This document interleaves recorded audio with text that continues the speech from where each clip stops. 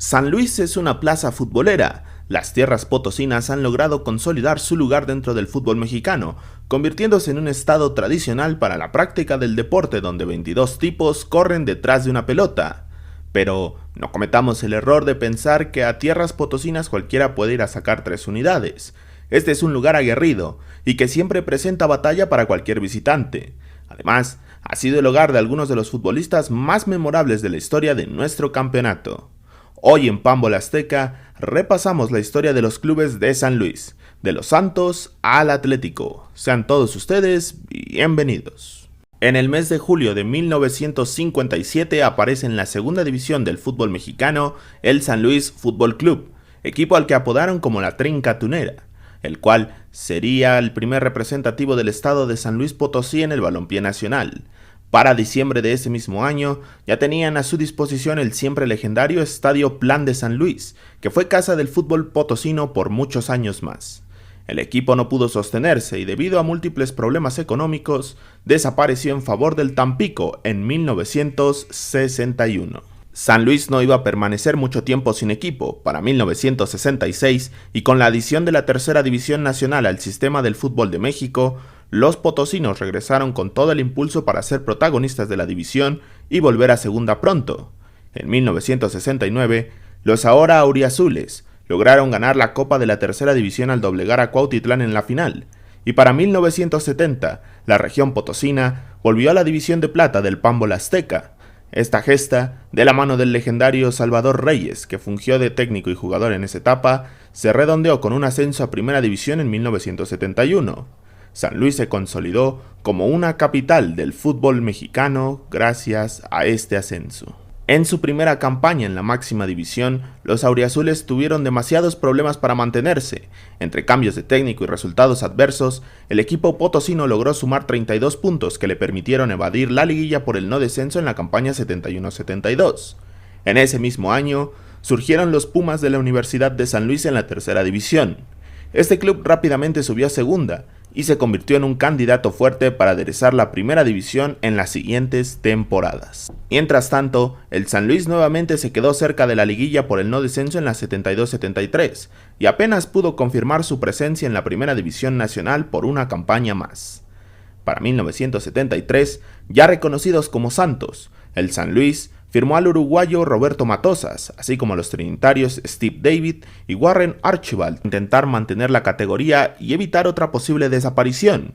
No obstante, el equipo no respondió y terminó en el último lugar general, viéndose obligado a disputar la liguilla por el descenso, misma donde el Laguna los victimó 3-0, enviándolos a la segunda categoría del fútbol nacional. Mientras los Santos de San Luis se reagrupaban con Carlos Milok como su entrenador y con la misión de volver pronto a la primera división, en paralelo los Pumas de la Universidad de San Luis firmaron un torneo prometedor en segunda que rozó el ascenso y empezaron a llamar la atención en la entidad potosina. Para la campaña 1974-75 se da una expansión a 20 equipos en primera, y la Federación Mexicana de Fútbol invita a la U de San Luis para integrar esta misma expansión. No obstante, su contraparte chilanga y más conocida, los Pumas de la UNAM, no aceptaron que este club utilizara el mismo apodo, porque sí, Pumas es el apodo, el nombre oficial es Club Universidad, y el cuadro de la Universidad de San Luis se cambió el nombre a Atlético Potosino, y el apodo sería Los Cachorros. El Atlético Potosino tuvo muchos problemas para mantenerse al inicio y en su segunda temporada en primera división jugó la liguilla por el no descenso, donde logró victimar al Atlante y enviarlo a la segunda categoría. De forma paradójica, en 1976 los Santos de San Luis regresaron a la máxima categoría y finalmente se darían los únicos 2 partidos del clásico potosino en la primera división nacional. El primer duelo entre estas dos entidades culminó con un insípido empate a 1 gol, mientras que la segunda edición se fue del lado de los Santos, que le pegaron 2-0 a los Cachorros del Atlético Potosino. Un año más tarde, en 1977, el San Luis dijo adiós al convertirse en otra versión del Club Tampico, y este club se mantuvo prácticamente congelado y sumido en la tercera división hasta que Jacobo Payán logró llevarlos a segunda división en 1993. Pero sigamos con el Atlético Potosino, que dentro de lo malo, logró mantenerse firme en primera, llegando a varias liguillas y a una semifinal de la Copa México, además de tener entre sus filas a jugadores como René Isidoro García, Tomás Boy, Nery Castillo, Osvaldo Castro, Raúl Arias y ser casa del legendario técnico Alberto Guerra. Para 1989, el equipo entró en una crisis profunda y nunca pudo salir del agujero que finalmente lo llevó al descenso ese año y a la desaparición en 1992. A pesar de los intentos por revivirlo en 2008, el Atlético Potosino se queda como un recuerdo nostálgico más para la afición de San Luis. San Luis retomó la ilusión en 1993 con el regreso a Segunda División de la mano del empresario Jacobo Payán, quien tomó la franquicia del Club Linces de Celaya y la vistió de auriazul para retomar el proyecto en segunda y posteriormente en la recién fundada Primera División A. En ese tramo de tiempo, es decir, la segunda mitad de los 90, San Luis tuvo muchos altibajos y se mantuvo relativamente lejos de regresar a la categoría principal de la Liga Mexicana. El equipo potosino corrió el riesgo de desaparecer, cosa que el entonces gobernador de San Luis, Horacio Sánchez Unzueta, no permitió, y logró que la familia Autrique tomara la administración del club para convertirlo en el Real San Luis. Los 90 fueron amargos para San Luis, pero no una pérdida total, ya que la franquicia se empezaba a preparar para salir del legendario Estadio Plan de San Luis e instalarse en el Alfonso Lastras, que fue inaugurado en mayo de 1999, lugar que todavía es casa de los equipos que representan al estado. El nuevo siglo trajo a San Luis la aparición de Televisa dentro del escenario.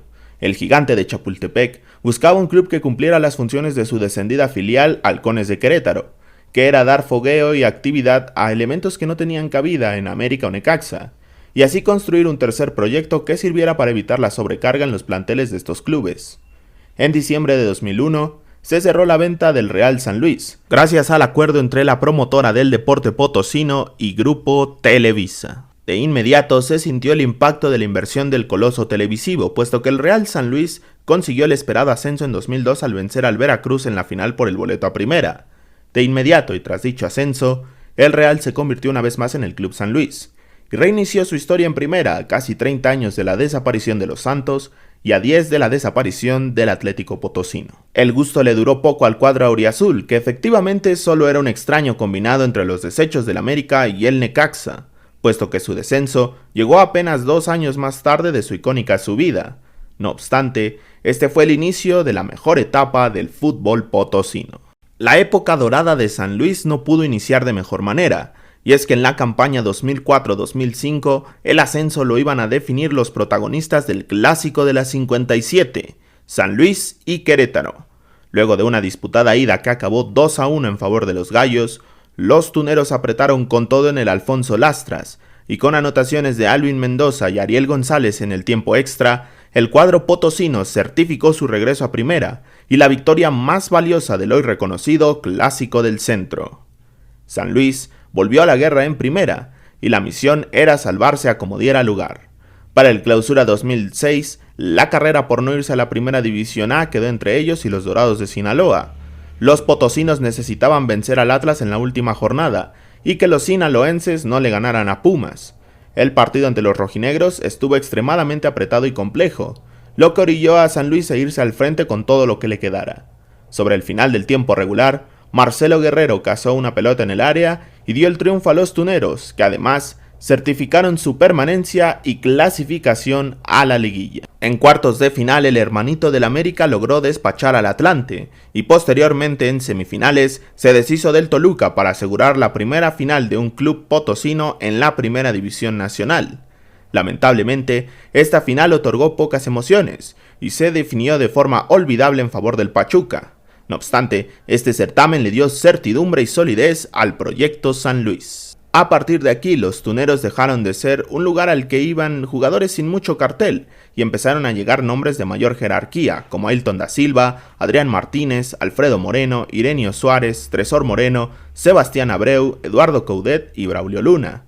Además, los potosinos llegaron a la fase final en 4 de los 5 siguientes torneos, cosechando una semifinal en el Clausura 2008 donde cayeron ante Cruz Azul.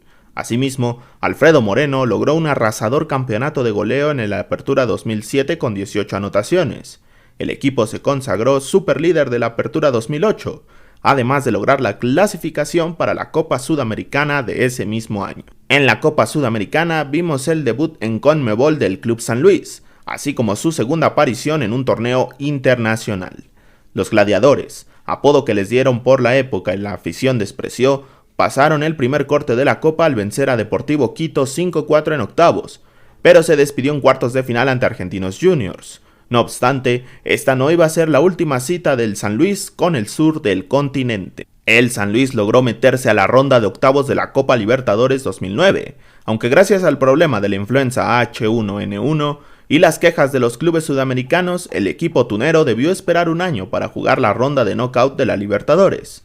Ya en la Libertadores de 2010, el gusto le duró muy poco al equipo potosino, que cayó eliminado por Estudiantes de La Plata con un global de 4-1.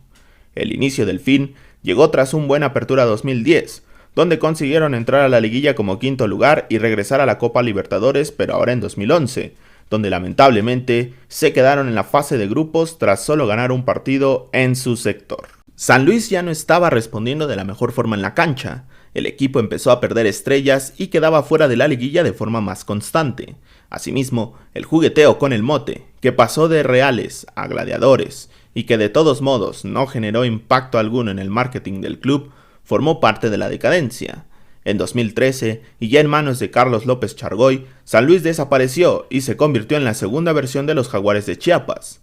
La entidad recuperó rápido el fútbol, aunque ahora en el decadente ascenso mexicano gracias a la compra de la franquicia de Veracruz, y con ello nació el Atlético San Luis. El Atlético San Luis permaneció varios años sin hacer tanto ruido en el ascenso, apenas alcanzando una final en 2015, misma que perdió ante Dorados de Sinaloa. Para 2017, se confirmó que el Atlético de Madrid tendría una filial en el fútbol mexicano, siendo este el Atlético San Luis, con el 51% de la participación para el Atlético, 31% para los Payán y 19% para grupos de inversión. El 22 de abril de ese mismo año, se da el nacimiento del renovado Atlético de San Luis, cuadro que obtuvo su esperado ascenso en 2019, apenas 2 años después de la llegada de los colchoneros a tierras tuneras. A partir de 2019, el Atlético de San Luis es una entidad permanente en la Liga Mexicana, siendo un club que vino de menos a más, teniendo torneos francamente infumables donde pagaron la famosa multa por quedar en los últimos 3 puestos de la porcentual, y siendo un punto bajo de la liga en general. El punto de quiebre para su subida de nivel llegó en 2021, con la entrada al repechaje del torneo Apertura, y la consolidación vino en el Clausura 2022 con la llegada al banquillo del hoy exitoso y reconocido André Jardine y posteriormente con Gustavo Leal, clasificando a 3 de las últimas 5 fases finales y alcanzando semifinales en una de ellas. Hoy, San Luis se acerca a otra liguilla más y continúa siendo el lugar donde recalan personas que pronto se convertirán en figuras del fútbol mexicano, como André Jardine, Germán Berterame, Ricardo Chávez o Nicolás Ibáñez. La Plaza Potosina es cada vez más importante para nuestro fútbol. ¿Y a ti qué te parece la historia del San Luis? Déjamelo en los comentarios. Muchísimas gracias por tu tiempo, nos vemos en la próxima edición.